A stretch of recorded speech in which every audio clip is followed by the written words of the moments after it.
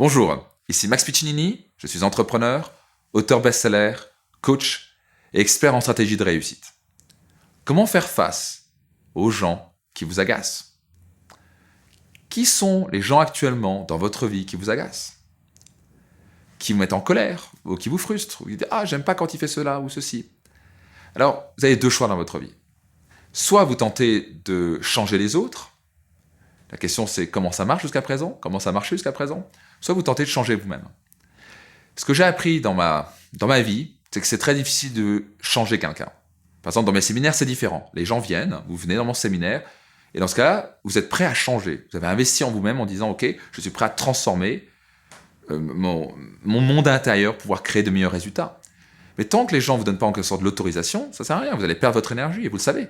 Donc soit vous passez votre temps à vouloir changer les autres, ça va très bien le résultat, ça ne fonctionne pas du tout, soit vous cherchez à travailler sur vous-même. Ça, c'est beaucoup plus sûr. C'est quand vous pouvez devenir maître de votre vie.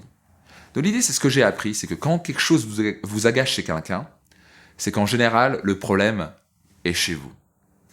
Ouais, la première fois que j'ai entendu parler de ça, comment ça, il m'agace, il est trop ceci, il est trop cela, il parle trop fort. Mais en fait, parce que moi, je ne prenais pas cette place, parce que je voulais parler, je voulais m'affirmer. Par exemple, pendant un moment, quand j'étais jeune, je voyais, ça m'agaçait beaucoup de voir des frimeurs sur une mobilette, particulièrement si la mobilette était rouge. Donc ça m'énervait. Il y avait un jeune de 13-14 ans sur une mobilette, ça m'énervait.